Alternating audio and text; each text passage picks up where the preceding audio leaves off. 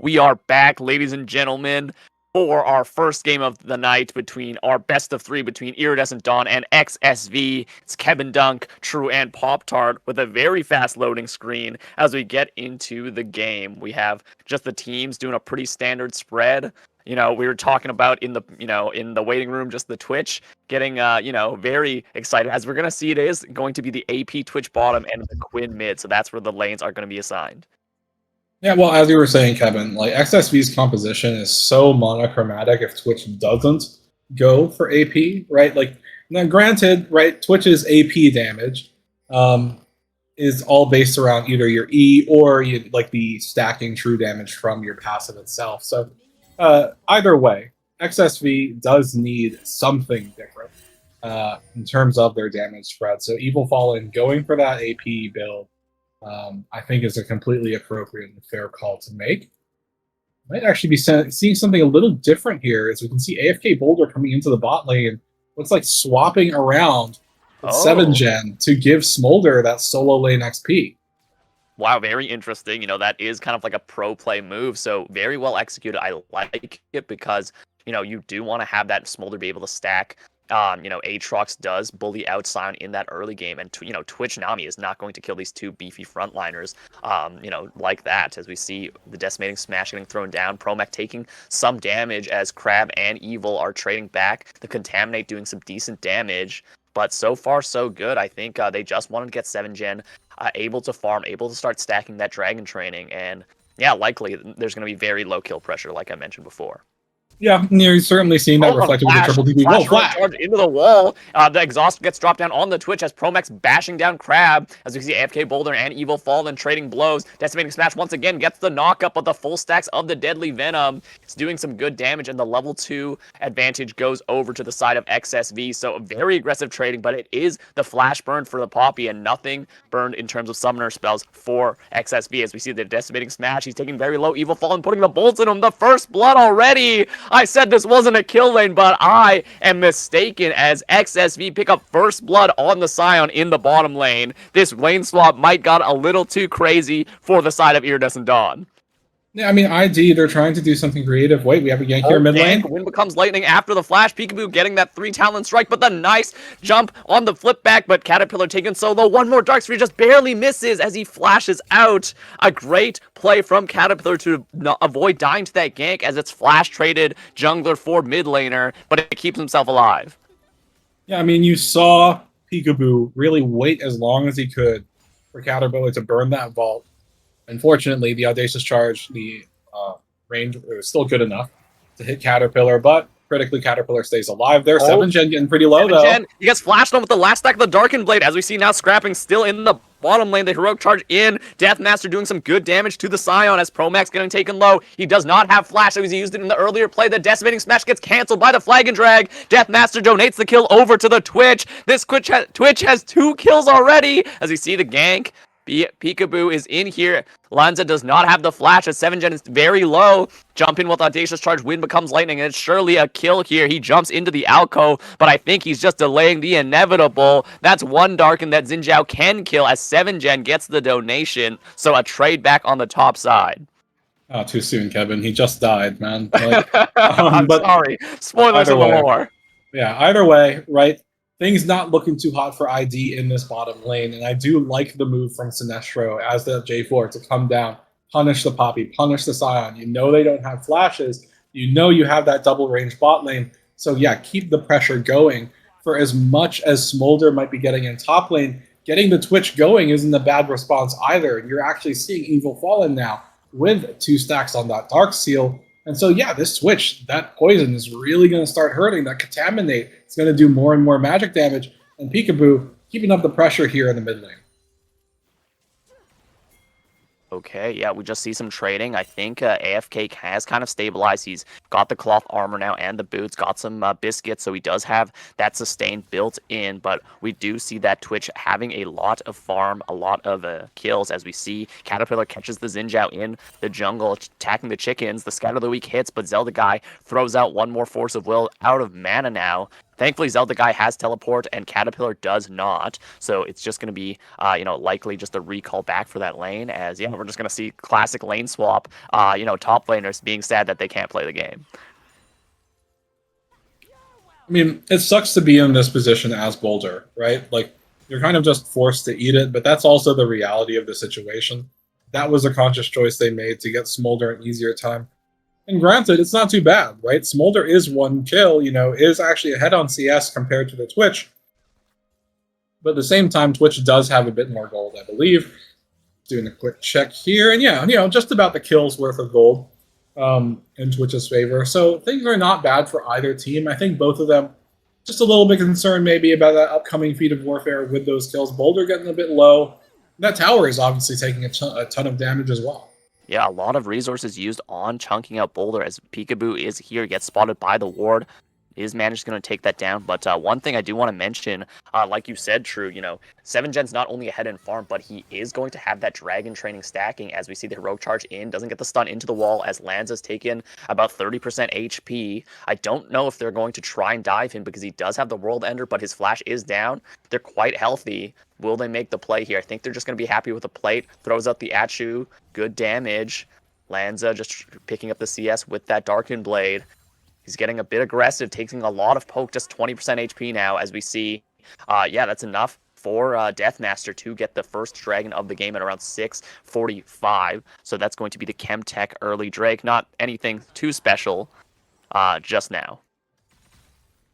Yeah, certainly not anything special, but obviously ID, they're happy with how things are going here in this top lane. They're keeping the pressure going. Caterpillar getting real low. Out. I see the Ignite traded back by Caterpillar. Zelda guy actually has to flash out. One more Dark Spear on the backside. The fadeaway kill. Zelda guy with the solo kill. Hit literally everything on Caterpillar. Chose not to use the flash, as we see now invade from Peekaboo onto Deathmaster's Jarvan fighting over this red buff. He does have his bot lane in the top lane, so he does have Prio here. Deathmaster just waiting. Maybe wants to go in for the smite steal, but chooses against it as just Promex just walking up to him and bonking him with the hammer. But we see the transition as we see the roam coming from the Quinn over. Oh, Rat-a-tat-tat doing some good damage on her turret, but he can't go too far as we see jump in, the flash out, but T1 Lanza is here as Peekaboo's taken solo. The Crescent Guard keeps him safe. Lanza gets the healing from the last Darkened Blade, but still goes down as 7gen's low mana. Oh, a fail flash into the wall from Promech gets him to his death. Caterpillar gets the kill as 7gen gets jumped on by the Cataclysm. One more behind enemy lines. A Volt in for the kill. Caterpillar picks up a double donated from Deathmaster. It was a scrap over the red buff, but XSV says we'll clean up the kills instead, and they go straight for the Void Grubs. Yeah, it's a very fortuitous circumstance for XSV, right? They win the fight. They get to transition directly to the Grubs. They're pushing in that top lane as well. And there's not really much that Zelda guy can do in this situation. I'm going to clear the ward. Peekaboo is coming, though, as well as Promex, so maybe they can. Only one Grub was taken. Zelda guy doesn't have the Scatter of the Week just yet because he used it on the Nami as Promex walking up, dodges the Aqua Prison. It's going to be one Grub traded, but two go over to the side of Iridescent Dawn, so they will get the credit for that, for the objective feat. And yeah, the tempo, they just knew to go straight back, did not want to give that over, so nice timing from them to go straight for the Grubs to contest. Yeah, I mean, they get the credit for it since they got the majority of the Grubs, which is really, really important as far as that feat of warfare goes. Zelda guy is getting it forced back here. I don't really think there's that much to worry about, though. Kind of feels like XSV have transitioned their bot lane into mid as Caterpillar just holds things in top. It might be what they want to go for, though, just because Quinn maybe can clear the wave a bit more comfortably than the Aatrox. Yeah, I guess they just chose to give the Twitch the mid lane priority so that he can, use that ambush and hopefully roam after clearing out the wave. But he doesn't have just enough AP to clear out waves instantly yet. As we see, 7gen and just Promech are just going to stay up here in the top lane. Yeah, I mean, we can do a quick little stack check here on the Smolder. 68 so far, not 67. But how dare you? I couldn't resist. I'm sorry, but yeah. So, honest amount of stacks. All things being considered, ideally you want to be hitting close to that 225. In a great time, you're hitting that around the 20-minute mark, right? So 68, not bad at all for 7gen. Otherwise, there is 1K separating these two teams, but I think that's kind of negligible in the grand scheme of Deathmaster things. face checking into Peekaboo. Oh, the Crescent Guard fails, but the jump in with the Audacious Charge as now Caterpillar jumps on 7gen, taken very low. The electrocute damage of the Mom comes down onto Deathmaster, who gets healed up, flashes out of his own Cataclysm, as we see now Promech in the mix, as we see Evil Fallen just spray and pray, doing so much damage. Deathmaster is still alive. He's getting so much healing from Crabs, heals, and shields, as we see the Achu go out. The Decimating Smash does big damage. Deathmaster so low. Here, one last heroic charge gets the kill, but the Venom cast slows down Promech and AFK Boulder. Oh, the deadly poison just barely kills them on the last tick, so Evil Fallen gets paid from that team fight. 2 kills over the Twitch, and they trade over the Jarvan. So just scrapping in this bottom lane river makes this rat a very filthy rich one.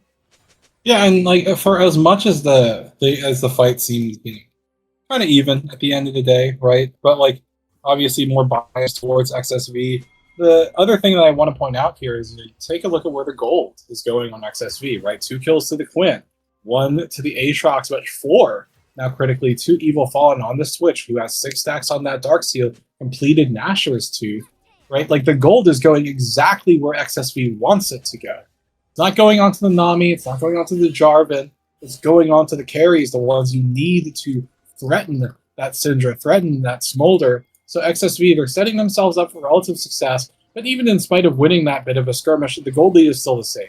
Oh, Crab dodges the wind, becomes lightning from the bush, actually. Now Promech getting jumped on, taken so low, chunked out, one more arrow to the back, kills him as Evil Fallen's on the flank with the spray and play, flashes in for one more auto attack, so much damage after the Contaminate, and now Peekaboo's getting chased down, the Decimating Smash to create distance as Evil Fallen ambush is just walking up on him. The slow is good from the Venom cast, wind becomes lightning for the slow, but doesn't do much. A Crescent Guard actually nice to throw the Jarvan back in, Deathmaster taken very low, the Tidal Wave dodge at the last second for Peekaboo to live. Zelda guy is the cavalry you need to back you up in this team fight, so he makes the difference as they trade it 1 kill back, as it's still a 2-for-1, and now T1 Lands are getting free plates on the top side. Flash out from Crab, actually, this fight's still going, the Dark Sphere's not landing, but huge damage from the Contaminate, and the deadly poison with that AP just chunks out this Scion. He has no magic resist, and that is true damage from the poison, just kills him from the stack. So a 3rd kill picked up for XSV, going exactly where you want it, True, to this Twitch.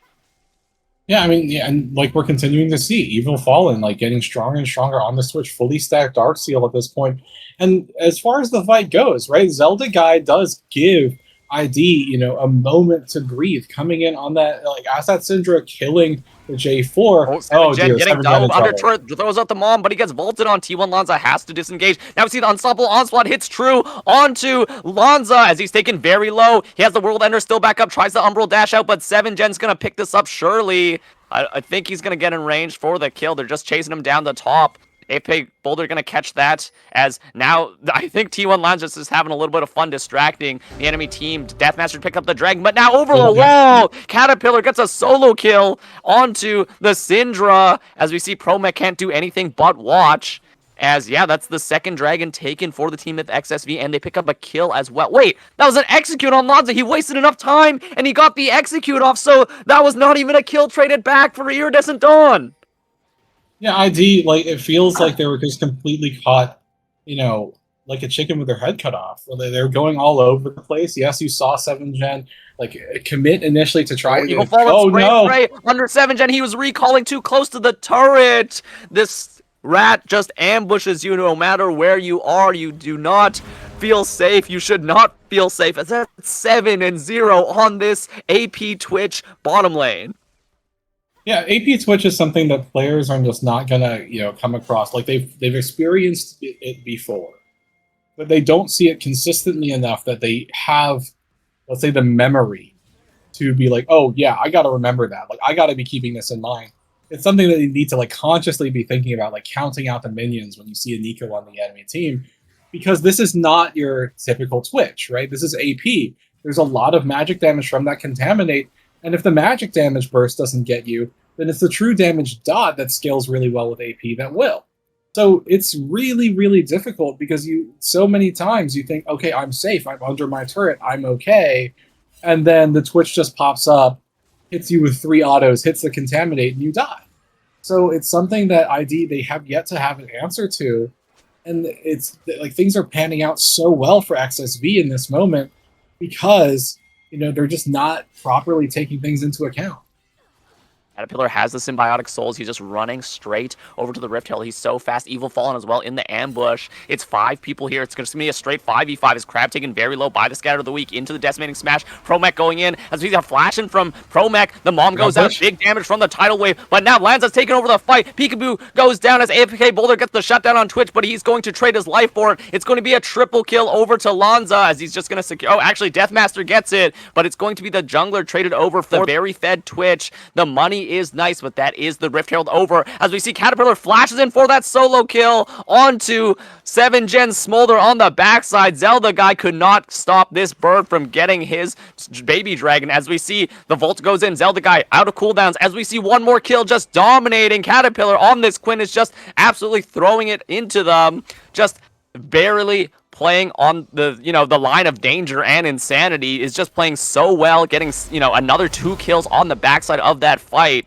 So just getting a ton of gold onto this lethality Quinn, playing just like the champion wants, diving in and out for those kills, playing extremely well as we see Promech getting a little too aggressive. The slow, the Aqua Prison misses, but oh my god, one auto from Evil Fallen with the Imperial Mandate of Crab just chunks out this Poppy. That is not a tank, sir, as we see Caterpillar's back on the map with the Symbiotic Souls. Peekaboo getting ran down, has to flash over the wall to get to safety there, cannot even touch the Quinn, who is just extremely powerful right now, and turrets all across the map are getting just broken down by XSV as 7gen. Ooh, getting a little scrappy with the Aatrox, does not want to go into that 1v1 as now Caterpillar's here in the bush, chunking out Boulder, who does have their first item, has to flash out of the Flag and Drag. Now Even Fallen from the darkness, gets hit with the Scatter of the Weak though, as we see one more Mom on the backside, and now fighting on the bottom lane. Caterpillar taken very low from the Crescent Guard, and the Xin gets taken down. The shutdown over to the Xin as he's trying to get Deathmaster as well. He's poking him with the spear,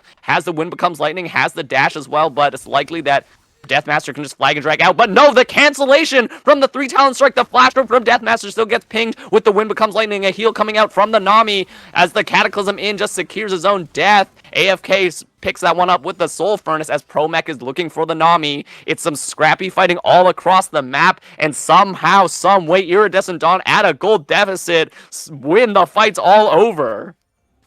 Yeah, I mean, what was really critical in the moment, at least as far as top lane goes, is that stun going on to Evil Fallen, right? Like, it looked like XSV was about to kill 7gen, but critically, the Syndra appears, forces Evil Fallen away, and at the end of the day, the Zelda guy was able to finish off the Twitch. And then you think about bot lane, okay, well, as I was saying, the gold is going exactly where it needs to be.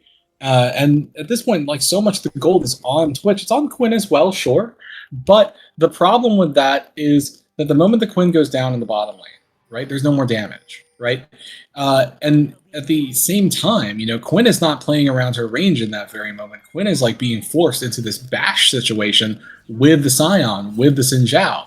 So ID, in spite of their gold deficit, they actually found some really key picks and they set themselves up really, really well in that critical moment. They're still down on gold though, but I think they do also need to keep in mind here, this Syndra, this Smolder, these things take time to scale, and 7gen able to go away. The wall. But Landa did use the World Ender as we see the engage. Oh, a nice Keeper's Verdict to send him out. The blue team secures it as ID get the steal on the Dragon. 7gen dies on the backside as AFK is trying to frontline for his team. Lanza's in the pit as Zelda guy and Promech have to run away. Lanza flashes over. Can they get enough damage on him? The Unleashed Power does not do enough. The Wind Becomes Lightning does big damage, but Lanza is staying alive thanks to Crab. AFK Boulder dies in the pit thanks to this AP Twitch as it is another one picked up for this Rat. Oh my god, just endless amount of kills as we see Zelda guy getting chased down by Caterpillar. His team is collapsing. It's just going to be an easy one. Oh, the flash out of the Cataclysm is nice as Zelda guy is kiting them out. Very nice play from him to keep himself alive there, but that's still his entire team dead.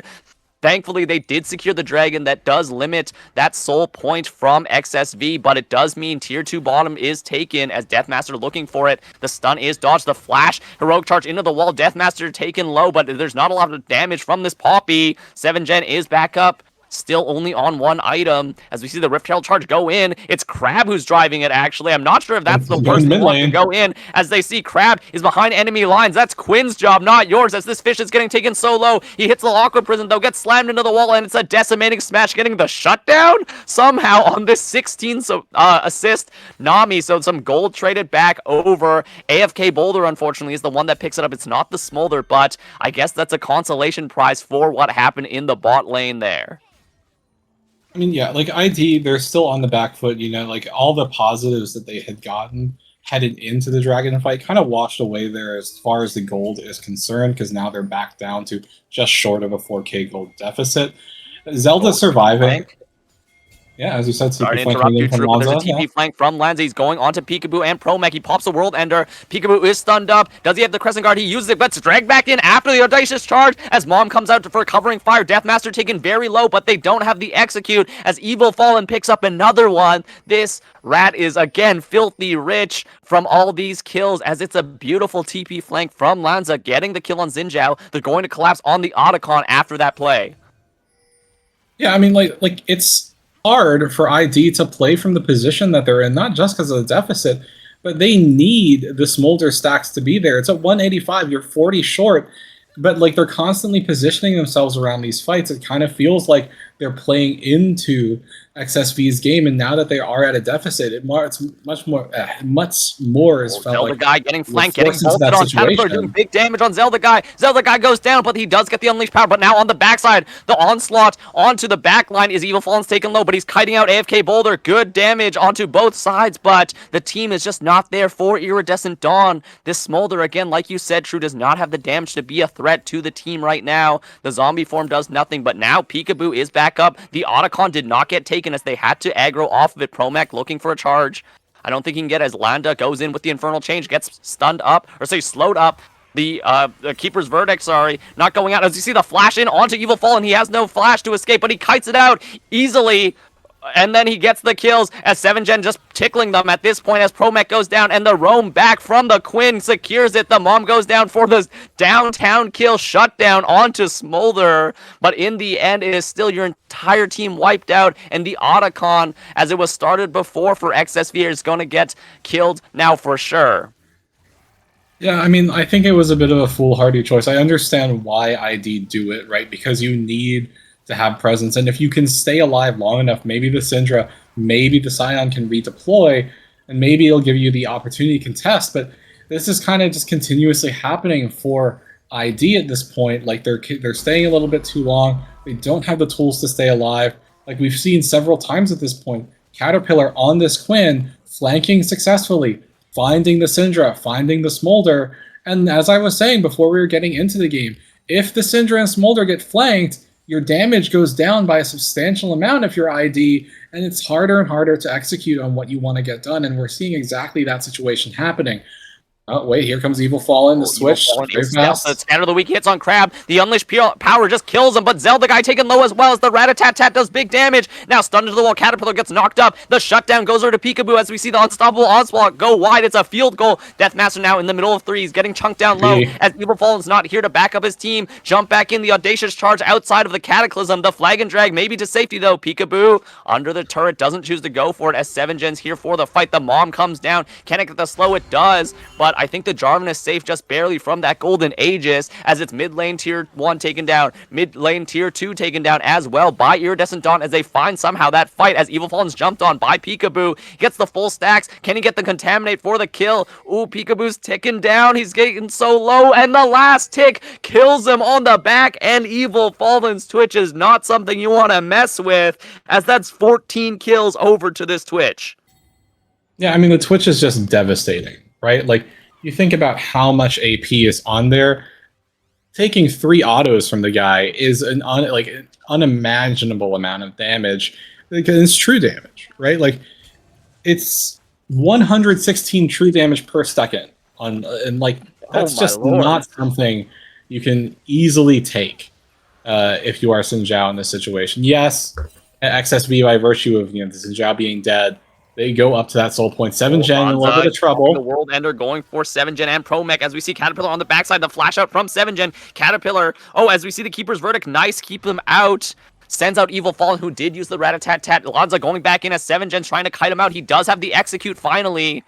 Okay, so very scrappy in the mid lane as both Promech and Lanza are taken very low. One thing I do want to mention, other than the fact that he did get the Elder Dragon, Baby Dragon execute on the Smolder, the fact that they did steal that dragon means it is not soul yet for XSV. They still have 5 minutes before that pops up, so maybe, just maybe, at that soul point, with that Smolder at 3 items, they can fight over it. We're just going to have to see. Yeah, I mean, like, I think the problem that's hanging over ID's head as well, though, like, now that you are staring down the barrel of that soul point, or of that soul, right, like, you think, oh, wait, Crab. Peekaboo going on to Crab, but it's Caterpillar who has backup. The Crescent Guard goes out. Caterpillar's just chunking him in melee range, but the stun over the wall, the scatter of the weak is good. The Tidal Wave 2 disengages the flashback in on Caterpillar, who are charged, as we see Jarvan jump in the backline, gets the kill onto Peekaboo. Zelda guy flashes for the execute on Caterpillar, but now Evil Fallen's just ripping them to shreds. 7gen and Promech running away as 7gen is a bit indecisive, slows him down with the Achu, as we see Deathmaster is in range for the Flag and Drag. This Super Scorcher does big damage, but it's not enough to get any kills. Crab is still alive. Evil Fallen is rampaging like usual. 16 kills now on this Twitch. This Baby Dragon had time to scale, but it wasn't fast enough, as now Baron Nash are getting started by XSV, as Lanza's just solo killing every turret in the mid lane, as AFK really playing to his name, as he's AFK pushing bot. So that's going to be just the Baron over to XSV, getting so many kills off that fight, only trading the Quinn over. I mean, at the end of the day, there's not much that Boulder can do to stop the Aatrox as well, so might as well just try to trade an objective bounty. Like, your teammates are going to come up, so just get something, get what you can in that situation. I think the other problem that that ID is facing is now your carries are scaled, right? Your Syndra does have the execute on Unleash Power. The Smolder also has his own execute. But the problem is, like, one of the big weaknesses that you and I, Kevin, had talked about headed into this game is that XSV has limited engage. That's still true, but they don't need to worry about their engage when you have ID's members constantly going in and giving XSV the angle that they want. It feels like ID consistently in this game has been trying to force fights when they didn't need to, and now that their carries are there, they're still forcing fights at inopportune times with an inopportune amount of champions, right? Like we saw, wait, Promech might be in trouble. Jumped on the vault in on from Caterpillar. Promech, nice keeper's verdict to keep him out. The Mom laid down for covering fire, but Evil Fallen's ambush. He has the Rat-a-tat-tat activated, the Crescent Guard to keep the Xin Zhao safe, as we see the Flag and Drag in. Big damage. The Cataclysm locks him in as Evil Fallen's just sending the bullets into him. Zelda guy actually trading over to the damage onto Deathmaster, but now it's Promech going down for that. The teleport from Lanza going in. World Ender popped so fast from the teleport, as we see he can't get more kills, but he chunks out the Syndra very low. AFK taken low by the poison, as we see 7gen's doing his best. Big damage onto Lanza as he gets the flash out, gets the heal from Crab, as AFK Boulder looking maybe for more. The bottom lane is getting ripped apart by Caterpillar's Quinn. Peekaboo is back in the fight, hits the wind, becomes lightning on the Nami, as the AFK Boulder just charging in with the ultimate. Unstoppable Onslaught gets stopped, unfortunately, as Deathmaster is still healthy.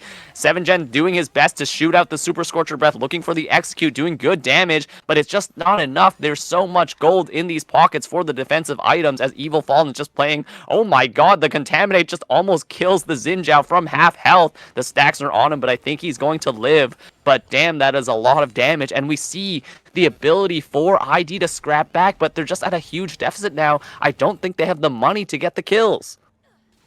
Yeah, I mean, like, it's super hard for ID to really do anything, like, proactive at this point, because they're getting picked apart constantly. You can see that Evil Fallen did choose to upgrade that, upgrade into, Magi Soul Stealer at 12 stacks, almost at that point where, actually, no, you are at that point where you have that bonus 10% movement speed.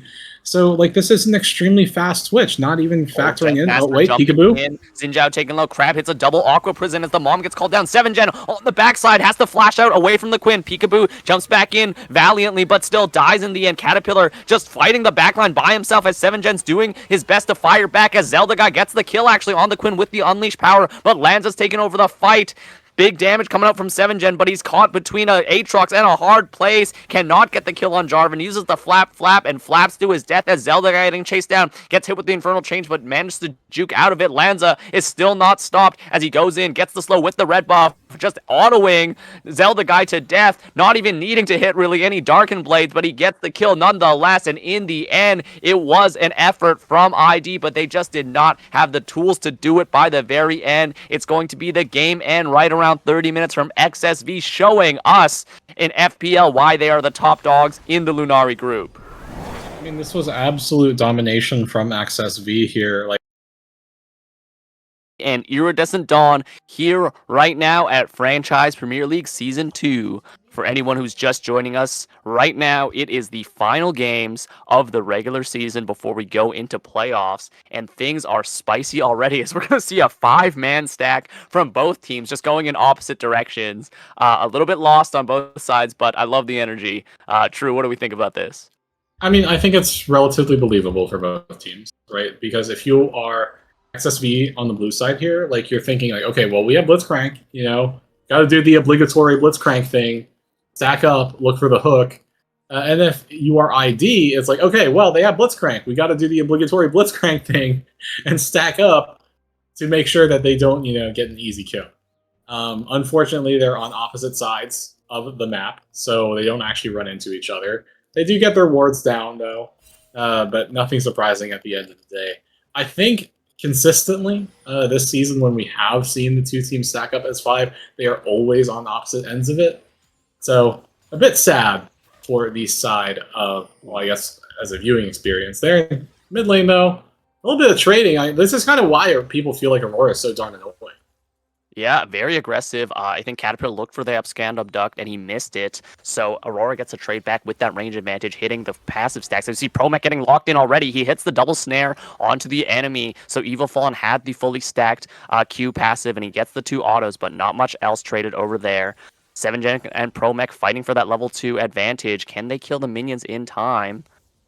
I think it's going to be okay as, the classic range versus melee matchup. AFK is going to get some early poke on Cassante as we see Crab looking for another rocket grab. The double hook, or sorry, the snare goes out. The rocket grab misses, but the flash and rocket punch for 7gen as he's trying to kite this out. He still has flash. He pops the ghost to run out. Evil Fallen laying the orbs into them, but no kill traded as Crab used both summoners. Promech used the heal to keep 7gen safe, but so far it's just a trade of summoners. No deaths just yet.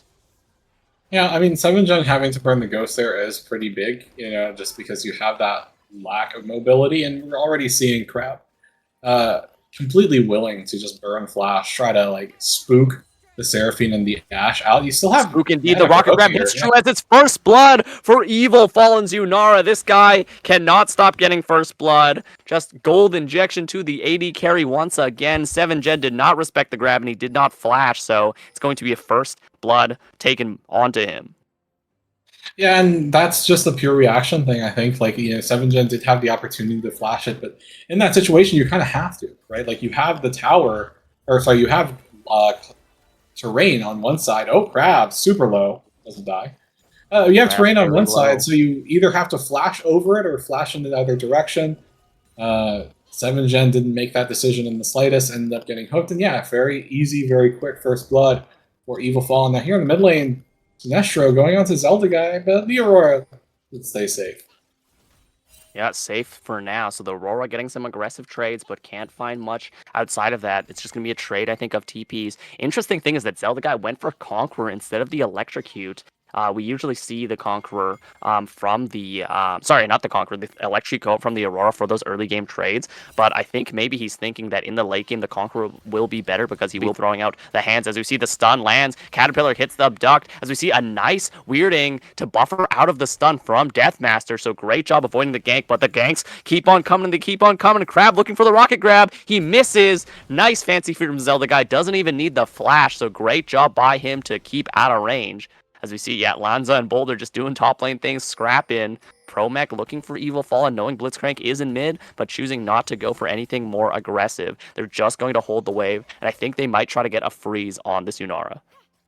Yeah, I mean, it's a bit hard to be aggressive as a level 3 Seraphine. Like, the most aggressive thing you can do in that situation is look for potentially a double E into the root. Like, now, granted, if Ash gets single auto off on the Yunara, then it's easily a root, but still, like, it's kind of hard. I think they're more content to just shove the wave forward, try to punish the Yunara for being alone. Doesn't exactly pan out that way, although Evil Fallen still does have that kill credit to his name that should make gold relatively evened out. In the mid lane. Caterpillar, ooh, missing the chains just barely. Zelda guy trading back. Ooh, AFK Boulder taking Lanza very low. This T1 Kazante is nothing for this T1 Gnar as he hits level 6. He doesn't have the Gnar bar fully charged up yet. Hits one more boomerang toss. Will he go for the dive? Oh, just aggressive trading. Caterpillar really wants to go aggressive on a Zelda guy, looking to trade back, but it's not working out very well as the Aurora range is just keeping him slightly out. A Boulder does hit Mega Gnar, but he's just going to use his abilities on the wave, not going for the dive. Yeah, and then as far as top lane is concerned here, for Boulder as he tanks up 2 turret shots, which is completely unfortunate for the Gnar there. But moving away from that, right? Like, the thing that works out so well for Gnar in this mini form is that you can, as long as you can harass K'Sante, get those constant hyper procs off, then K'Sante can't do a whole lot. Like, and then by the time that K'Sante does try to be aggressive, okay, well, now you hit Mega Gnar, now you have stronger survivability, and you can probably still kill K'Sante in an ideal situation. Oh, Hex Flash over the wall. Crab looking for the Rocket Grab. Can he get it? He has a ward in the bush. 7gen's kiting this out, but the slow is down. Rocket Grab and into the Flash as we see now Deathmaster coming for the gank. Hits the stun, gets the Wingborn Storm, and Evil Fallen collects another one. They are just donating every kill to Yunara, and that's exactly where they want their gold to go. So nice look. Very good patience from Crab to hold the Rocket Grab there. Not wasting it until after Promech actually, chickened out and flashed early. And that means a kill and the first dragon going over to Deathmaster's Udyr. Yeah, and like, that's the exact thing you need to do in that situation as Blitzcrank. You are into that double range lane. You just need to make use of the fact that you are generally tankier than either enemy bot laner. Just use that Hex Flash aggressively, even in their face. You pop W, you pop Overdrive. You force the Seraphine and the Ashe into a situation where they can't make a choice anymore. Oh, all out onto the Gnar, the Mega Gnar back. The Pathmaker does good damage. AFK Boulder's taken very low. He goes back into Mini Gnar, but the stun hits Lanza. Slowed down, flashes back in, misses the last Nitofo strike as AFK flashes out of it. He's kiting it out. The Paranoia, is it in range? But no, the last Nitofo strike gets the kill, but it's a trade back, but that still is Feat of Warfare going over to XSV, so it's going to be a 1-for-1, but in the end, AFK Boulder got a little too handsy, a little too antsy, and got taken out by the K'Sante.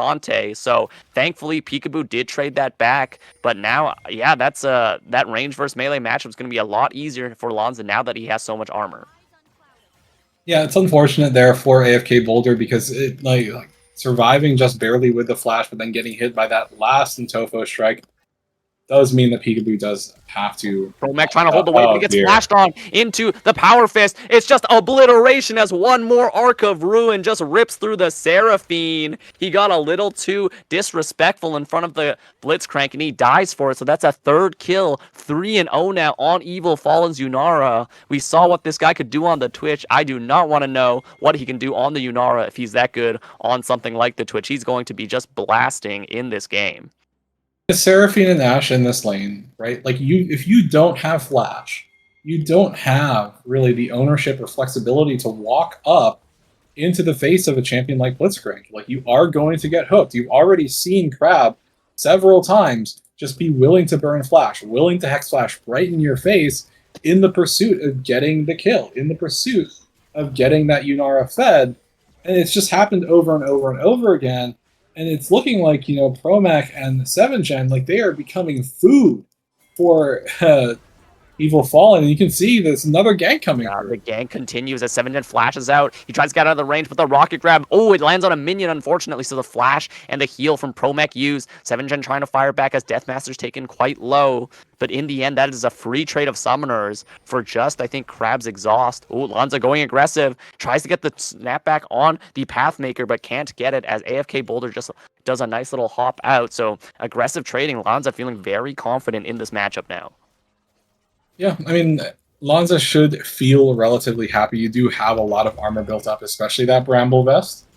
So should feel relatively comfortable. But it's Mega Gnar. Mega Gnar into the wall, jumps back in with the hop. But Lanza If is you want that. undeterred. He goes for it all out onto the Gnar, charges up with the Pathmaker, but it misses. So Lanza is now in the wave. AFK Boulder goes back to Mini. He has the movement speed to kite this out. Lanza has the third charge to Tofo Strike, as we see now in the bottom lane. Scrapping, Crab, and Promech trying to trade back on the Blitzcrank. They do not have level 6 on the Seraphine. He gets hooked in, but the Paranoia goes out. Promech taken solo as Evil Fallen's going to collect the kill. And now AFK Boulder in the top side. They're just fighting everywhere. Between Worlds does big damage as the kill shot onto Evil Fallen. The Aurora makes the difference, as in the end it's a 3-for-1 in the 3-for-1 in the bot side, but in the top side Lanza gets another solo bolo. So the trade back is good from this Aurora Nocturne, but in the top lane the Gnar goes down. So just fighting everywhere on the map. No one is safe from death on this map right now. Yeah, I mean, things panning out rather well for ID in that situation. Whoa!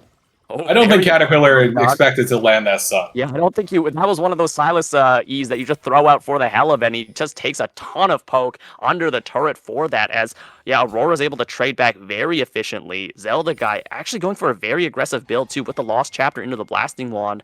Likely going for something like the Malignance, I want to say, instead of a more tanky build like the Leandries, which I think would have been good against so many meatballs. But now Peekaboo getting chased down by Crab, looking for the Power Fist, hits the tether, spell shields early as Crab gets tethered up. The fear is good. The Rocket Grab, barely misses Promech as Caterpillar steals the Encore from Promech as well. Is he going to look for something? Zelda guy has a ward over the wall, misses the weirding. Nothing here just yet, as Caterpillar has a very powerful ulti, but he chooses just to back off for now. The teleport from Lanza to protect his turret, and AFK Boulder collects a plate with that range with the Void Grubs. I mean, I don't really think though. Wait, full combo after the Enchanted Crystal Arrow. Promech hits the Encore, but there's no backup from him. He doesn't have a lot of damage on the Seraphine, as he did go, I think, for the Giant's Belt first, so no big damage there. Just uses 2 ultis for not a lot from Evil Fallen. I don't even think Evil Fallen had to use the cleanse, really, so just a bit too antsy from them there. A lot of key tools used. Yeah, and when you have the dragon spawning in 5 seconds at this point, it just feels like a little bit of over-aggression coming out from Promech in that very moment.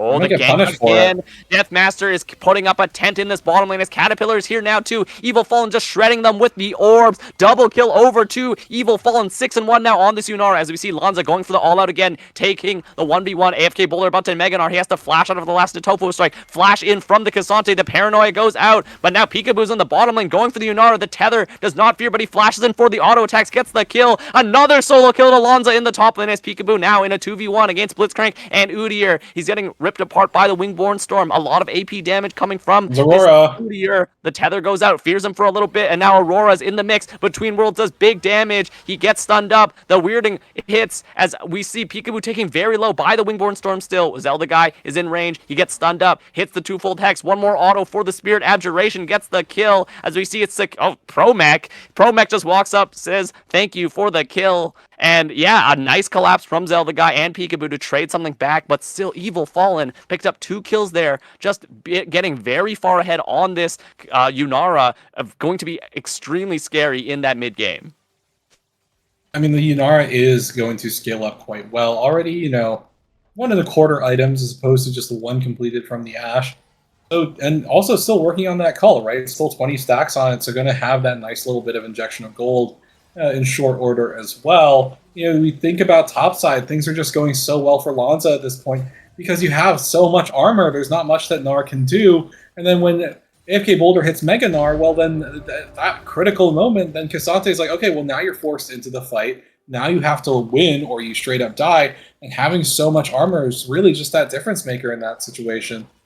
More trading done between Zelda and Caterpillar. I'm not sure if it's going to materialize into anything, though. No, it doesn't look Yeah, Zelda guy just wins those pretty easily. He does have the Conqueror, so getting a lot of value out of those auto attacks, stacking that up. One thing, we see bottom lane. No, not again. 7 gets Hex flashed on as we see the double beat drop does nothing. The Encore is dodged out by Evil Fallen with the Untouchable Shadow. Oh, from downtown Sick. Here's another one for Evil Fallen, but he gets jumped on by the Paranoia. The Spell Shield keeps him safe. The double root. One more auto will do it as Peekaboo gets the kill just barely. Now Crab is low on mana, low on health, gets hit with the Duskbringer. Can they get the kill on him? He's slowed down after the overdrive. And one last high note secures the kill as Promech gets him. So it is another kill traded on the Ash, but now trading here too. Double between worlds going out from Zelda Guy and Caterpillar. They're just going into the Spirit Realm as we see just a solo kill. One last stack of that Spirit Abjuration secures it as Zelda Guy's playing out of their Zelda damn mind. Very nice play from them to secure the solo kill onto Caterpillar Silas.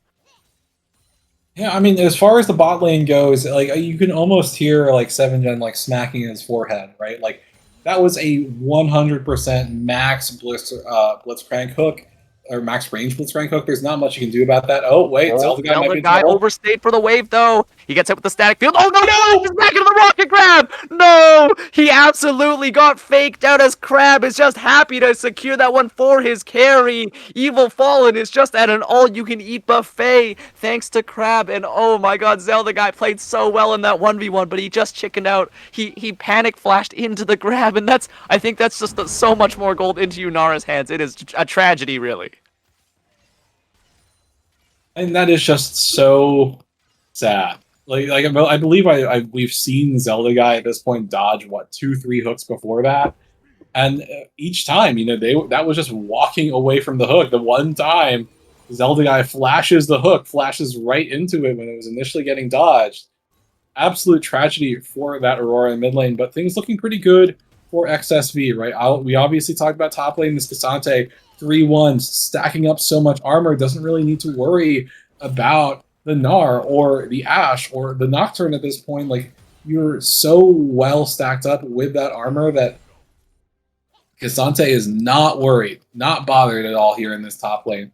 Obviously, as far as the jungle is concerned, you're looking at this Nocturne with 2 completed items, or not, sorry, 2, 1.5, let's say. With that completed experimental hex plate, you get so much movement speed, so much attack speed as Nocturne. 7gen.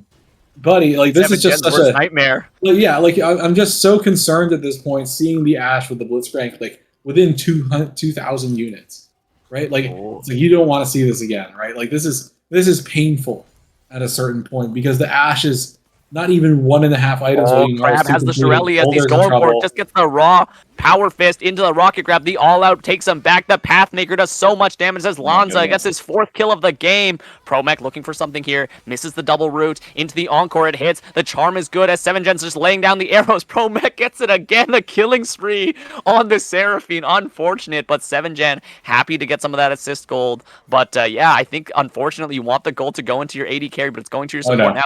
7gen's worst nightmare. Crab is here. He's kiting it out. Dodges the rocket grab. The double root hits. The big damage going in as the paranoia under the turret. Now diving onto this Udyr who's very tanky. He's nearsighted. He gets shot down. The double kill over to this Ashe. 7gen getting some much needed gold from that beautiful dive on the side of ID. They're doing it. They're making it work as we see the Seraphine and the Ashe securing tier 1 turret in mid lane. So great initiation by them onto first the Yunara, then the Blitzcrank kiting him out, and then just one last dive onto this Udyr who, had flash but chose not to use it. Just great initiation from them, going in 1 by 1, knowing their range advantage and really abusing that Nocturne darkness. Yeah, I mean, Crab has been so active on the map as this Blitzcrank, constantly finding hooks, constantly creating pressure. But there in that mid lane, you do see what Seraphine and Ashe as a combo can do together. Wait, Zelda guy in a bit of trouble. Zelda guy getting caught by T1 Lanza as Lanza gets rooted up. Doesn't have the Pathmaker because he used it to engage, but the flash and Topo strike for the knockback. He doesn't have the ulti yet. Zelda guy taken very low, but the collapse is coming in from ID, the Between Worlds, to deal a lot of damage and get them safe as we see Pathmaker, but 7gen picks up the kill on his mortal enemy Crab as we see now it's 5v3 in this bottom lane. VIP Peekaboo getting taken very low by the Awakened Wingborn Storm. The Hawkshot goes out for Vision. I think there's not going to be anything else on that chase as we see just the Hextech Dragon being started up here, but a very nice collapse from the side of ID onto XSV, who got just a little too aggressive. Crab and Lanza have so much setup, so much CC, but they don't have the damage to take out Zelda guy before the cavalry shows up and gives them backup.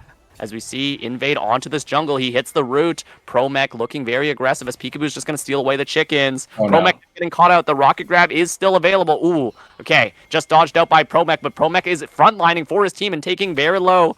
Caterpillar flashes in, flash encore after the hijack, but it misses as Promech flashes out. Zelda Guy now here, a huge encore onto the backside as now Evil Fallen has to flash out. Zelda Guy's just ripping apart Caterpillar, and Peekaboo has the kills. He's making it happen. Peekaboo's dominating as Promech getting chased down by Lanza. Lanza getting slowed down by the slows. Gets the all-out onto the Seraphine, kills Promech, gets jumped on, but the Pathmaker is not going to clear a path for him to live as 7gen lays down the arrows, and now on the other side, Evil Fallen was recalling under the tier 3 and gets jumped on by Zelda Guy. Zelda Guy just barely alive here. One last turret shot under the turret from Deathmaster gets the kill on him, thus shut down onto the Udyr, but just kills everywhere. But we see signs not only of life from Iridescent Dawn, but hope as they turn around every team fight. Peekaboo is taken over the fight with the help of Zelda Guy. I mean, I think something that we've talked about so much, like thus far in this game, is Evil Fallen as this Yunara has gotten a huge injection of gold, but like consistently, at least more recently in the fights, the Yunara is being neutralized before that gold can be expressed. And when you take Yunara off the table, ID's game is a lot easier to play. Like, yes, they're still worried about this Cassante that's ultra tanky, and we did see what happened, right? Lanza is able to go into the backline and just finish off Promech all on his own, but at the end of the day, the Cassante cannot 1v5, and when Yunara, this champion that has so much gold, is dying, then you have a much more difficult time to execute on your game plan. Now, we do have that Otacon up. Wait, Zelda Guy gets rooted. Now the stun and Enchanted Crystal Arrow onto Evil Fallen. That's the kill you need, baby. As Peekaboo goes legendary, the TP from Caterpillar is a little bit too deep as Between Worlds slows down Deathmaster. He has health, but he is not tanky. He gets slowed down by the Frost Shot and taken out back and shot by Zelda Guy with the weirding. As we see the chase continues, Caterpillar and Lanza here getting routed by Promech. As we see the flash in, the Mega Gnar into the wall. 7gen is just shredding them to pieces. Peekaboo taken very low. Cassante does big damage, but I don't think you can 1v4 this, my friend. A double kill for 7gen as Peekaboo, the key shutdown, just barely sneaks out of there, and that's going to be Otacon, an easy secure as it's just 4-for-0 on the side of Iridescent Dawn, baby. I had faith in XSV, but it's Iridescent Dawn showing me where the hope lies as they're just getting everything, turning this game around drastically. They had so little momentum, but they just, they just went 0 to 100 in every team fight so far. Yeah, I mean, like, you think about, like, what I was talking about, right? Like, this Yunara is kind of the team at the moment, right? Like, you need this Yunara to stay alive so that your team fight presence can be somewhat relevant. But that just keeps getting, like that game plan keeps going awry, right? Consistently, Evil Fallen is dying. And in that last one, we saw, okay, Crab and Evil Fallen, they're trying to repeat their success from lane. They're trying to pressure, the Aurora, the Ashe. And then Crab is like, oh, crud, I've taken too much damage. I need to fall back. And that gives 7gen and Zelda Guy, like, free range to just go straight onto that Yunara. They get the kill. They can force the rest of the fight. And, in its entirety, XSV, they can't execute anymore. Like, who are they looking to in terms of damage? The 1-4 Udyr isn't doing anything. The 0-3 and 2 Sylas isn't doing much. Now, granted, the Sylas did finish that Roa stacking, but if you take a look at the XP, that's a level 14 Sylas. You're still looking at a level 15 Aurora. Zelda Guy is still happy with how the state of the game is. This Nocturne hasn't died yet. And for as down in the dumps that 7gen has been almost this entire game, and you're taking a look now, and you actually see that 7gen is leading Evil Fallen in gold, despite how catastrophic that laning phase was. So XSV, they are struggling really, really hard, and they have yet to find an opportunity for themselves. Zelda Guy getting collapsed on. Crab and Sylas here doing big damage to the weirding into the Between Worlds, but the collapse is just better as Boulder is here. Peekaboo is here with the paranoia as they kill the Sylas. Deathmaster looking for more, but he can't get anything. The Enchanted Crystal Arrow on the stun. Evil Fallen's in now a 1v4. He gets chased down. He gets the Arc of Ruin doing big damage, but the heal's just too much from the Seraphine. AFK Boulder secures it, and now Londa's teleporting likely to his death. Pathmaker into no one. Zelda Guy's kiting him out. He has the Leandres. He has the damage. The Pathmaker, again, from the all-out, does big damage, gets the shutdown, but a shutdown is not enough to save your team as he does go down. Legendary 10-0 and 11 on Peekaboo's Nocturne. This is going to secure Dragon Soul Point, and that's Hextech Dragon, which is one of the most powerful, I think the most powerful soul in the game, and that's going to be secured here for Iridescent Dawn, who are set up in a very good position to win this game. Yeah, I mean, it's especially potent in a situation. Oh, that's a great hook. Oh, It's great not going hook. to turn into anything, but like it's a great hook. No, but like Hex Dragon is especially potent for the side of ID here when you factor in that they have that range advantage consistently, and you look at the entirety of XSV's comp, and they're all relatively low range. So those shock procs are going to be devastating as far as slows, as far as that little bit of true damage you get out of it. It's great for the side of ID. And XSV, like it just feels like they can't execute on a single thing that they want to do. That bot lane fight starts off because Caterpillar and Crab are like, okay, we can kill the Aurora. And the answer is no, you can't. It takes you too long. As long as Aurora has Between Worlds, you are able to stay alive. And then the lights get shut off, and you know, okay, I've screwed up. But then they keep going. Like the fight keeps continuing. You saw the TP in from Lanza. You saw Evil Fallen also commit to the fight. I actually think it was Sinestro as well as Crab, Oh, but Crab still, lands the it's rocket not grab great for onto XSV. Lanza.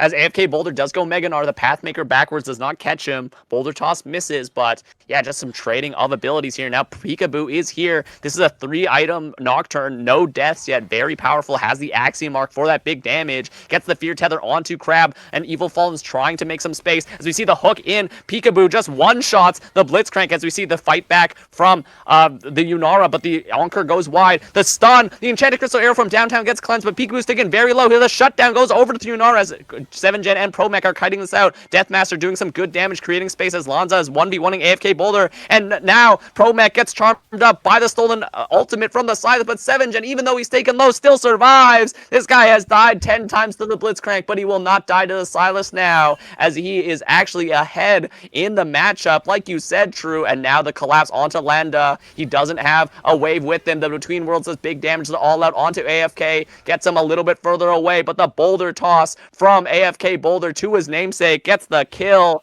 and even though they don't have their jungler, this is likely just a free Baron over to the side of Iridescent Dawn, as AFK Boulder takes the tier 1 turret as well in the top lane. Insult added to injury. They're just taking every objective on the map now.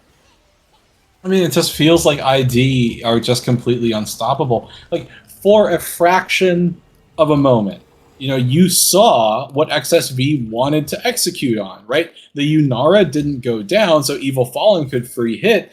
Peekaboo start getting torn to shreds. Oh. 7gen was getting lower, but then the Yunara steps too far up, ends up eating a whole ton of damage, ends up dying. And once again, XSV, they end up collapsing. Zelda guy in a little bit of Guy trouble. getting collapsed on chase down, but now Deathmaster's the only one here. The paranoia is not what you want to see, as now that shadow is frightening. VIP Peekaboo just one taps Deathmaster. He has the Axiom Arc. Literally every single fight he will be able to fly in from, I would say, halfway across the map for his teammate. Zelda guy, it felt like he was going a bit too aggressive, but he baited Deathmaster in for an easy kill. Yeah, I mean, at this point, if you are XSV, you're kind of praying for a miracle. Oh, no. Oh, that is not a miracle. That's Zelda guy just flexing as he hits the weirding to buffer out of the rocket grab. Tier 3 turret goes down as Peekaboo's just chasing Evil Fallen. Evil Fallen's trying to kite out as Caterpillar just does nothing, and just explosion from Zelda guys. He gets the reset. Across the veil, he goes in. Between Worlds does big damage to everyone, and 7gen goes godlike. There's just not enough damage from the team of XSV, and like you said, True, it is always going to be 3 games in this Season 2. Deathmaster will be unable to stop it. ID, they looked a little bit down and out in the early game, but in the end, it is their perseverance that takes them for the win, and it's going to take us to our 5th consecutive Game 3 in the stream for Franchise Premier League, baby. We'll be back for Game 3 again. Yeah, I mean, like I said, I felt like ID was really hurting after that previous game because they didn't show as well as they know they can play. Break, thank you for sticking with us, even though this one was a short one. We are back for the final game of the night in our best of 3. no. It's going to 3 games, baby, like we usually do in Franchise Premier League Season 2. We're going to have just one last, Clown Fiesta at level 1 as all members of Iridescent Dawn, 5 stack, going towards this top lane Tribush. No. Oh, They're the swamp finding Lanza. Lonzo. He's not looking. He doesn't He's not paying notice. attention. He's just getting chunked out at Oh, first no. blood. Oh no, it's True's most hated, most despicable champion of all time. It's Peekaboo's Gwen getting first blood, and a nightmare, I think, for you and for XSV just to start off this game. Yeah, I mean, Gwen getting going is a bad time for the team playing against her. And obviously, Peekaboo is going to have that slightly more accelerated time getting that dagger, just so you can clear a bit faster, hit the jungle camps a bit harder. On the silver lining, so to speak, right? Lonza didn't burn anything. I mean, neither did ID, but seeing their top laner go down, the rest of XSV, they react instantly. They do get their wards down, so they are going to be tracking Peekaboo's pathing. The other thing to keep in mind is that Peekaboo on this Gwen has Ghost, right? Like you are technically quite abusable if you get invaded and your Ghost gets forced out and you don't have Flash, but certainly something to keep in mind. But Early trading from Crab and Promech as Evil Fallen's just getting the ricochet damage on, but not much other than Promech's potion being used. Yeah, very early prio as we expect from Evil Fallen Sivir. Just, chunking out and getting early prio on that wave. They're going to hit level 2, but I think 7gen and Promech are a little bit wiser after game 1 to not test that, level 1 all-in theory again. Yeah. I mean, I think they're, as you said, they're reasonably wary of it. The other thing that they have to keep in mind is that the Alistar does offer a little bit of sustain with that Triumphant Roar, so he is going to be able to keep Evil Fallen a little bit healthy, and there's not a lot of poke to be had from Jinx and Amumu. Like Amumu lands Bandage Toss, he's in, and then as far as Jinx is concerned, you're thinking about Zap, and that's just not enough to really be pressuring Evil Fallen at all at this point. So Crab should be able to keep AD carry relatively sustained up with that Triumphant War, with the heal if things get a little bit dicier. But once again, the bot lane of XSV should be relatively comfortable as far as things are concerned. Top lane, Lanza is chewing through his mana pool. Boulder playing things a bit more passively, does have that Doran's Ring start, but I'd imagine, you do want to get your mana flow stacked if he does have mana flow available. Here in mid lane, though, fighting in between the way, but Caterpillar the Storm goes wide. Storm hits a minion, headbutt pulverize onto 2 in the bottom lane. Evil Fallen, Flame Chompers get spell shielded as it's trade back. The bandage toss in, the stun from Crab goes on him from the trample. The boomerang blade takes Promech so low, but he has the level up. He's going to choose the recall, but damn, there's a lot of scrapping for what we thought were late game champions in this bot lane. I think Sivir and Alistar do have a strong bit of early power to be had, and especially when you look at what Amumu has available. Like Amumu, you are strong at level 1 because you have 2 charges of that bandage toss, but until you hit level 6, your power isn't going to be felt necessarily quite as strong again. This could be a potential dive we have. Look at the gank, Deathmaster using the Umbral Trespass, Shadow dashing over the wall, gets the Darkened Blade into the Blade's reach, but no, the dive is a fail as Evil Fallen's taking turn. It's 2 kills over. The blue team already secures Warfare because of the botched dive. Deathmaster gets the kill with the Darkened Scythe and the Blade's reach, but now Promech is chasing him down. The charm from the exhaust hits Zelda guy, just landing the autos. He has no flash. He used the Shadow Step through the wall, but Zelda guy flashes over and says, "You're not getting away from this." Oh no, the blade. Oh my god, the Reaping Slash does not get the Kayn over the wall, and it's just a tragedy in the bottom lane. 2 kills over to the Jinx. She gets BF Sword on her first back and a freebie over to Zelda guy. So a bit of a disaster for XSV, as even I can't find the words to properly describe their play. It was just absurd that they're going for that dive and not doing the tower aggro. I mean, it's hard to do the tower aggro in that situation. You rely on Alistar being tanky with the Aftershock, but you're not tanky enough. I mean, the turret damage does heat up quite quickly. And then when Alistar goes down, you also saw 7gen path away from the enemy team, flash to dodge some key abilities in addition to that. So 7gen just played that dive quite well too, everything being considered. It does come away with it quite well rewarded for XSV's over-aggression, so to speak. That Jinx, like you were saying, Jinx getting a BF Sword on first back feels great. ID very happy with how things have gone thus far. Yeah, absolutely. The BF Sword means she's going to be able to go for that Yuntal build path that is a very strong scaling option. I think that's the right choice against something like the Ziggs, like the Sivir, that aren't going to, you don't need that early spike from the Kraken Slayer. So just, terrifying, but Lanza hits level 6, Call of the Forge God gets flashed out from Boulder, AFK Boulder playing to his namesake on the Malphite, but we see the Searing Charge go in. 7gen gets headbutt pulverizes. Evil Fallen's chunking him down. Promech trying to make distance, but the trample. Oh, the Flame Chompers actually gets Evil Fallen low, but now Deathmaster walks in with the Reaping Slash to collect the kill. Promech getting chunked down. Lethal Tempo is fully stacked as we see the headbutt pulverize. One more combo as Evil Fallen's going to pick this one up for sure. An easy kill supported by the gank of Deathmaster. I think what happened there is that they secured first dragon and they chose to take a greedy path back to the bottom lane, and that gets them, early dragon, but it does mean they both die. So, a bit of gold swings back in the favor of XSV. I mean, kind of perplexingly, as 7gen was dying, Promech went back in with the bandage toss and just served them up an additional kill. So a lot of that advantage they built up. Oh, Zelda guy getting collapsed on, has to use the Spirit Rush over the wall, runs back into Crab though, flash, headbutt the flash pulverize into the headbutt back into his team. Caterpillar has the damage, lays down the satchel charge, blows him back into the team as Zelda guy's taken so low. The bandage toss misses as Deathmaster now has 3 kills on the Kayn. A bit of a confusing path they took there. I'm not sure why they went back up, maybe to get back to the turret, but it was the wrong decision because Crab was in there, had the flash ready, knocks them up, and sends them into their team. So a nice trade back onto Ahri, and the gold deficit is, thrown back in the way of XSV as now they're in the lead.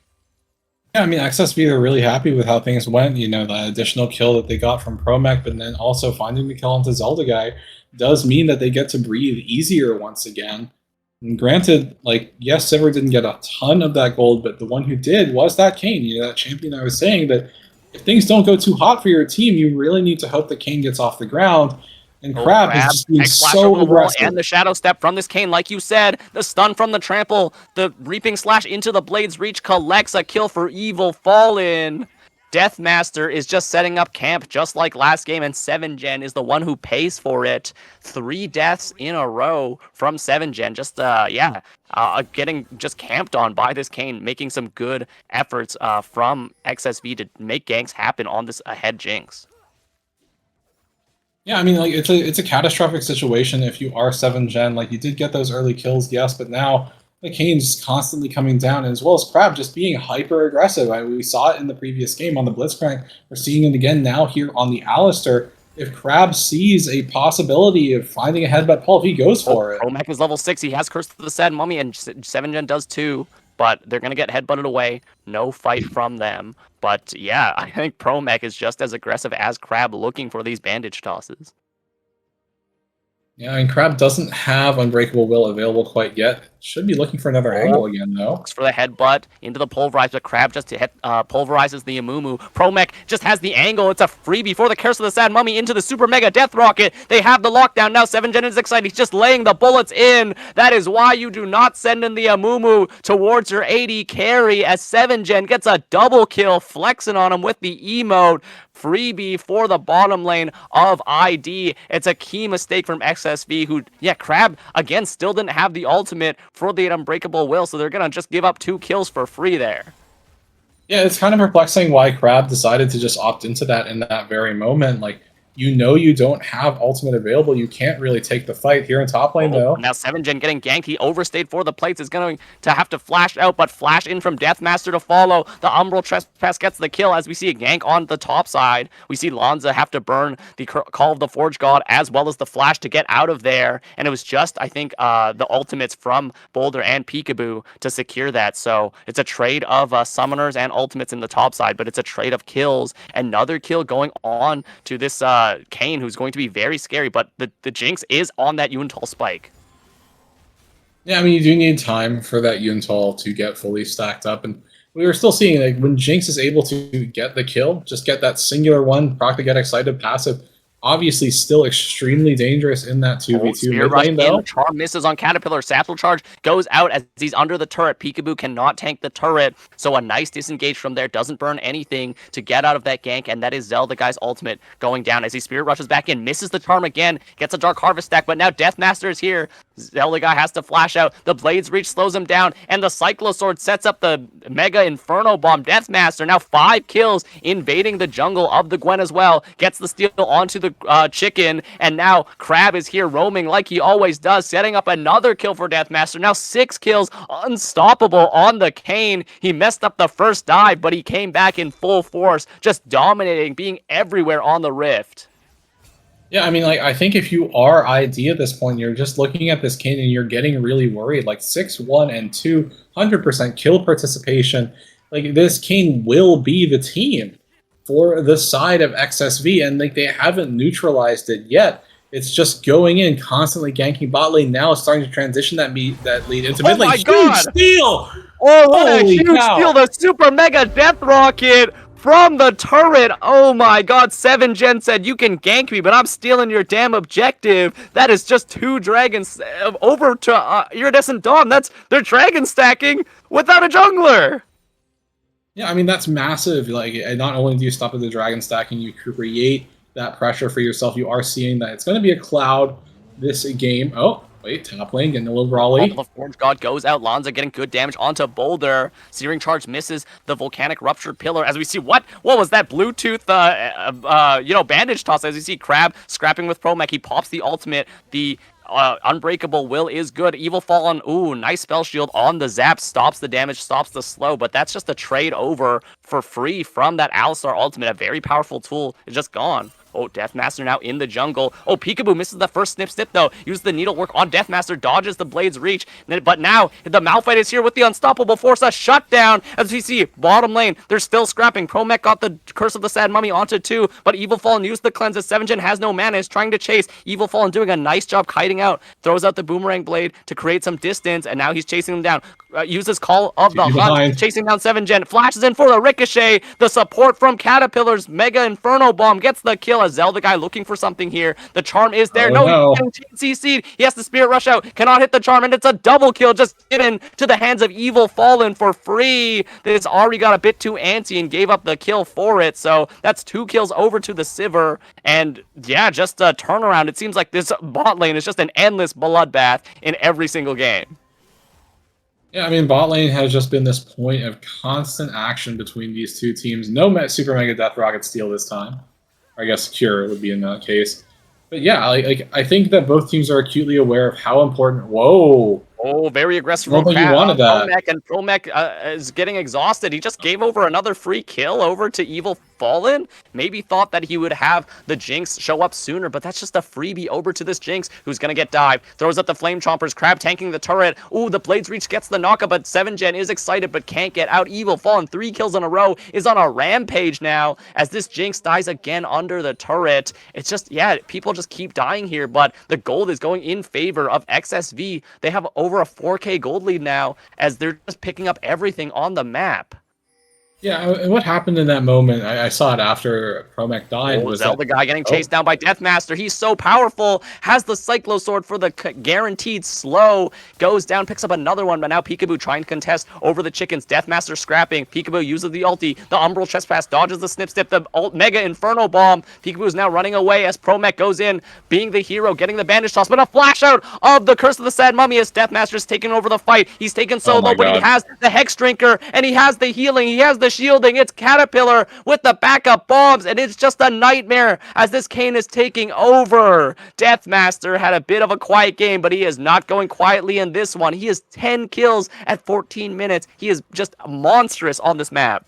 Yeah, Sinestro is just having the time of his life right now playing as this Kayn. No one has really been able to stop him outside of that little bit of, action there in the top lane initially between Boulder and Peekaboo.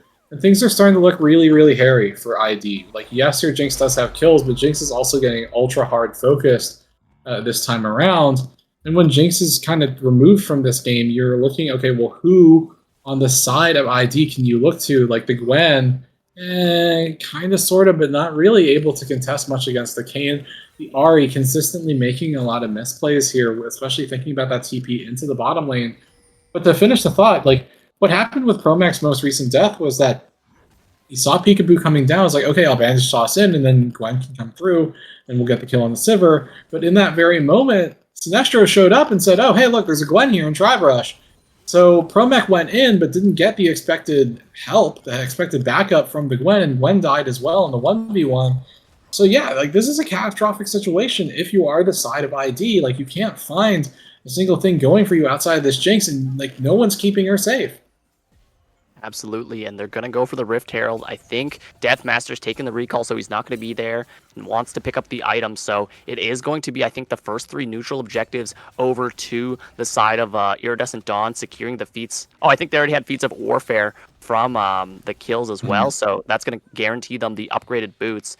But yeah, like you said, this Kayn is so damn dangerous. I mean, Deathmaster is just popping off on this champion. They need some way to guarantee the lockdown on him. Maybe the Malphite ultimate into a charm, into like the Curse of the Sad Mummy. But so far, I think Deathmaster's playing in the chaos, diving in and out of the jungle, just taking 1v1s. That's where Kayn really excels when you can't lock him down. So just props to Deathmaster for just popping off this game, knowing that the bottom lane is where he needs to focus on. Ooh, Super Mega Death Rocket just missing again. He has not given that up a second time. So great job, Smite, securing that as Deathmaster just going into the jungle here. Gets charmed up, taking some good damage, but he has so much magic resist. He's not taking a lot of damage at all, actually. So Peekaboo can't do much to him. As we see Promech here, gets the Curse of the Sad Mummy onto 2 members, but he's getting chunked out, taken so low. He is not tanky at all. Zelda guy jumps back in with the Spirit Rush, but it's not enough. That is just so much damage they don't have without the Jinx. As we see, it's a 2-item spike on Evil Fallen. He just out DPSs the Jinx right now, fighting in the top lane. T1 Lanza against Boulder. Lanza hit the Call of the Forge God, but I think it's just a slap fight so far. Oh my god, a flashed in Zelda guy getting dropped the Ziggs ult onto, so he gets in the Mega Inferno Bomb, but doesn't die to it, as Peekaboo's doing their best to try to kite this back. The Ziggs is just able to zone so effectively. I don't think they can protect this turret because, yeah, Deathmaster can just smooth through the walls and just gank again, but just barely gets the tier 2 turret saved in the bot lane, but tier 1 turret in the top lane goes down.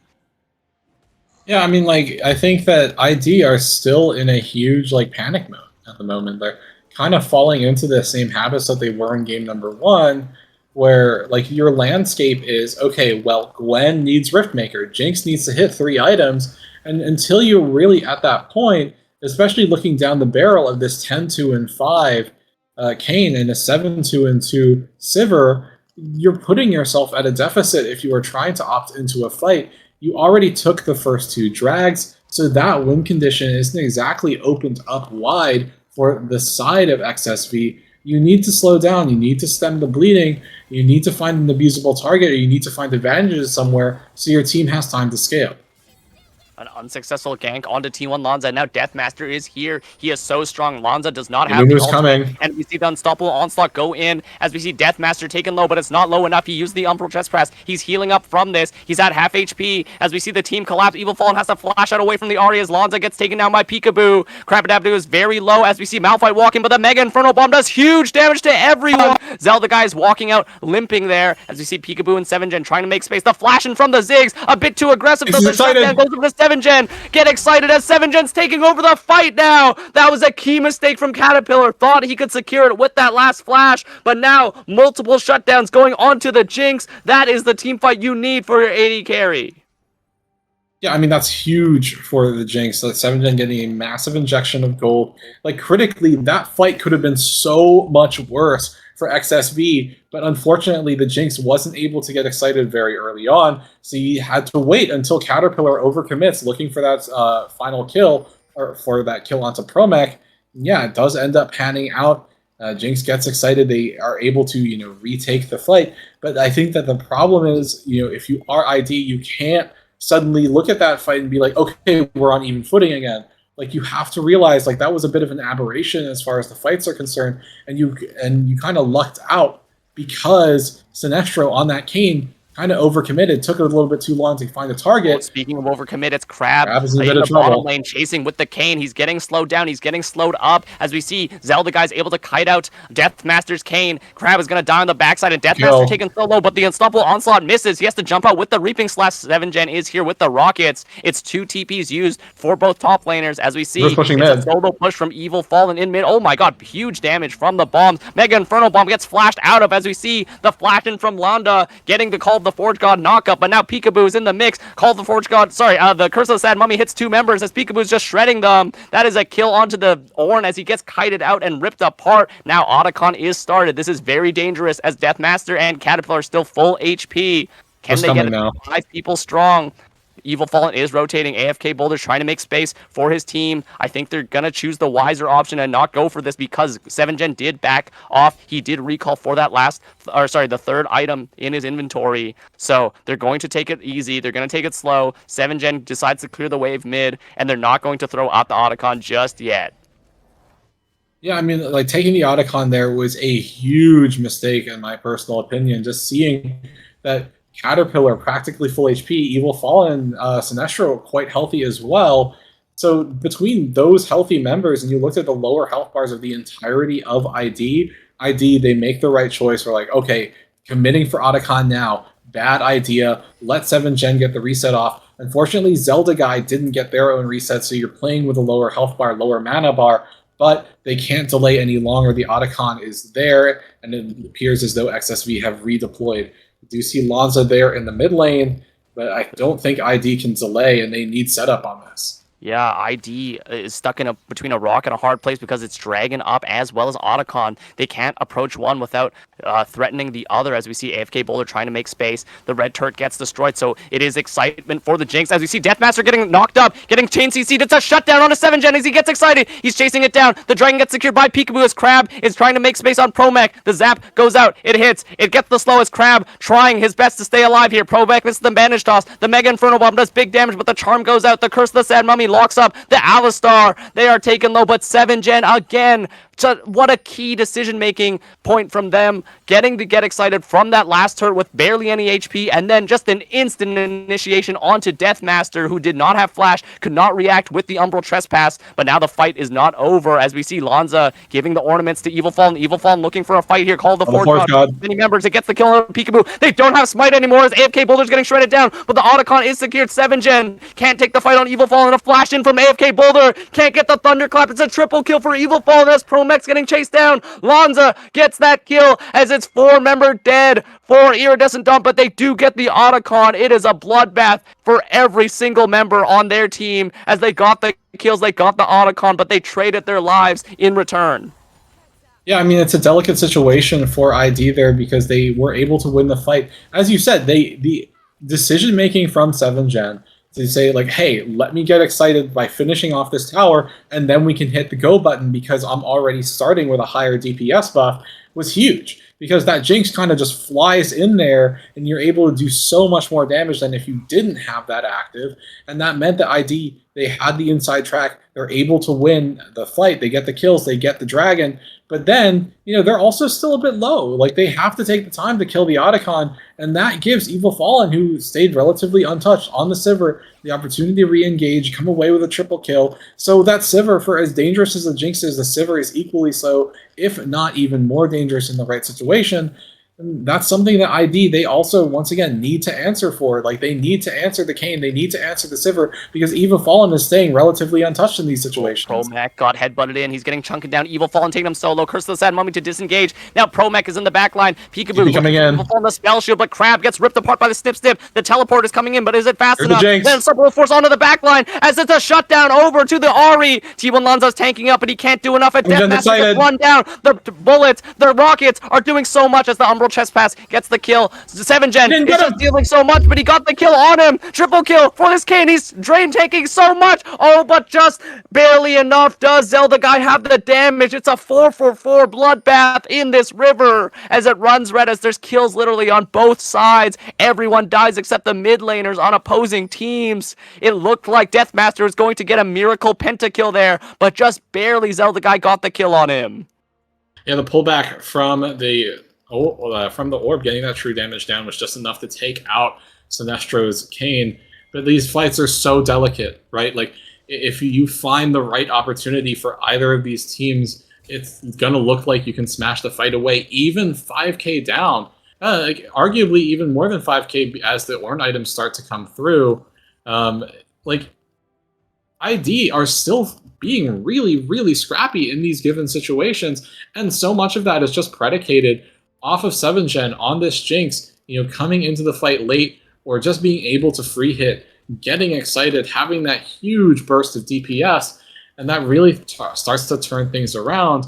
But the other problem is like that thorn in the side, so to speak, is like, okay, you take care of one of Kane or Sivir, the other one becomes a problem, and that's exactly what we saw in that fight. ID were able to commit, they killed Evil Fallen, but then that gave Sinestro the opportunity to come in, get an instant triple kill, and almost have the opportunity to get the penta. Like you dodge that orb, and I think that does become a pentakill for that Kane, and that's absolutely wild. Things are just so delicate between these two teams, in spite of a relatively healthy gold lead in the favor of XSV. For the love of God, ID need to buy some anti-healing for this game. It is almost criminal that no one on the entire team, other than this, Promech, who's in a Mumu, to support a Mumu who'll die in 2 seconds, has it. But when now we see collapse onto Lanza, he gets stunned up by the bandage toss, can't get the second part of the Call of the Ford God. He's rooted up by the Flame Chompers, goes down. Boulder gets the kill credit for that one. Ooh, Needlework doing big damage to Evil Fallen all the way in the Tri-Bush. That's a freebie secured. As we see now Deathmaster doing big damage to Boulder. Boulder is not that tanky, as we see the non goes back in. The Unstoppable Force of Deathmaster still very alive. 7gen gets the rocket, but it's the Umbral Trespass that keeps him alive. Peekaboo goes down. 7gen gets hit with the Mega Inferno Bomb, has to flash out. Can he get away from this Alistar? This Flame Chomper just barely get him up with the flash in. The Bouncing Bomb misses from Caterpillar for the second time. The Flash Alley-oop does not get him the kill. That could have meant much, much worse from the side of Iridescent Dawn, as they lose 2 members. They lose their jungler. They cannot contest on this Cloud Drake as it goes down and just as it spawns. But holy moly, Deathmaster is just doing everything with Evil Fallen to keep them into this game. I thought for a moment that Sinestro was going to die. We saw the Unstoppable Force from AFK Boulder, and Peekaboo was in the mix of it as well. But critically, Crab was actually zoning and pushing 7gen away, so all of that Jinx's DPS couldn't hit Sinestro on that Kane, and that gave them the opportunity to survive, to re-engage the fight. And so now XSV, they're the ones who have the inside track on this Baron, and they're going to get it relatively uncontested. Baron secured for XSV.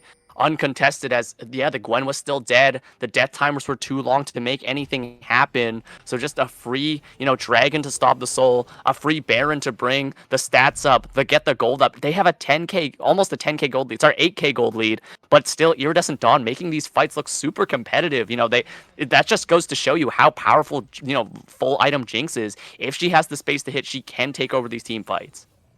Yeah, I mean, I would say the gold lead is well over 10k at this point when you think about the 1,000 gold value that the Ornn items give. Whoa, Peekaboo, you do not want to be here. He's in the enemy jungle. He managed to get out of the knock-up with the Hallowed Mist, just barely surviving. That is a very dangerous spot to be in. Almost gets caught. That surely would have been, more there with that Baron buff, able to push out.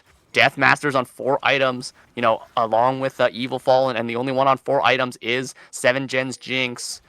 Still, the bottom lane's the only source of that anti-heal, but the bandage toss in the back line, but the spell shield gets blocked. Evil Fallen blocked the Crystal Sad Mummy as 7gen's trying to pump damage, but now he's getting collapsed on by the Kane. He has to flash out, he doesn't flash out, but he managed to run out just barely. That is a key mistake from Promech, as now there's no engage, as AFK Boulder has to match Lanza in the top lane.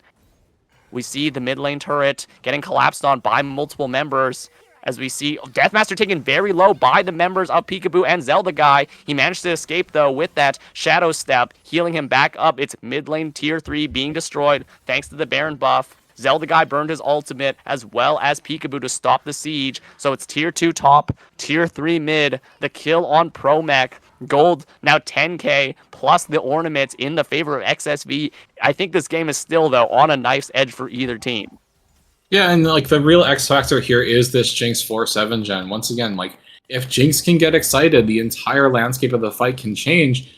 But I do want to say, really quick here, looking at itemization, I kind of disagree with Promech having this Haunting Guise item in the inventory. You are a support, right? For as well as you're doing, unless you have 15 kills instead of 15 assists, you don't have the income to really sustainably be building a Haunting Guys item when you need to be building items that facilitate your team. Like, you do see the Abyssal there, you see the Bramble as well, but I kind of feel like this Haunting Guys could have just been invested into a bit like tankier stats rather than trying to give your team a bit more access to damage, or like try to give yourself a bit more access to damage. Like, just do something to facilitate your team with your goals rather than, you know, building a little bit greedily, because that Haunting Guys isn't doing much, at least in my mind, as far as like, you know, your damage or your team's damage or your tankiness goes. And it's a bit of a waste of investment. Like, you need to keep the Jinx alive, which means, you know, you need more sticking power, you need more survivability. Like, I think for ID, like, that's kind of what they're hurting for. Like, the Gwen is actually pretty dangerous at this point. You do have the completed Riftmaker as well as the Liandry's. But the Amumu and the Malphite, you know, your whole landscape is CC the enemy team. Like, you don't need to do damage. You need to keep your team alive either through peel or by starting fights off. Deathmaster in the enemy jungle. He's alone, isolated. Gets hit with every single ulti in the playbook. The entire kitchen sink gets thrown at him. It's 3 ultis used to secure the kill. It's a shutdown on 7gen, though. That is the member we were talking about. That is the member we want to get the kills, and that is right before the spawn of the last Drake for their soul. So that's 43 seconds on the soul, and it's 40 seconds on Deathmaster's death timer. So that was a key overreach from them, trying to look for something aggressive, as we see Evil Fallen getting chased down by Peekaboo. The Hallowed Mist keeps us safe, as we see Crab in the mix, in the mid lane, gets slowed down by the Zap, gets stunned up. The Flame Chompers go out, but they don't snare. Crab has to pop the ultimate, the Unbreakable Will, dealing good stuff. As we see, no, Evil Fallen's just chunking out everyone, as Zelda guy is not here for enough damage, as it's a turnaround from the side of XSV. Evil Fallen's taken over the fight. They got too aggressive on the Alistar, and he just made a super play, flashing in for the knockup on the Jinx and headbutting him into the side of Evil Fallen Sivir. They have 4 members strong. They're going for the base. It's just AFK Boulder and Promex Amumu. Can they make the siege happen here? This Sivir is just wrecking everything. Caterpillar on the Ziggs has the siege available. They have to cut the wave here or they'll lose the game. The knockup goes in. We see the stun onto the backline as Caterpillar is getting jumped on. Promech trying to cut the wave. He can't do it fast enough as he gets the stun, but the damage is just too much. Evil Fallen has the damage to make it happen, and in a crazy turn of events, one pick after another, Crabba-Dabba-Doo makes the magic happen, securing the undefeated regular season for XSV. Wow, what a series. Yeah, I mean, like, in that, I think in a critical moment, like, ID, they were like, okay, we got the pick onto Sinestro, let's see what more we can get. And you saw, like, there's a fair bit of CC going down to Crabba-Dabba-Doo on that Alistar, but the moment you pop Unbreakable Will, that's like something like 60% or so, or like 70% damage reduction for the champion.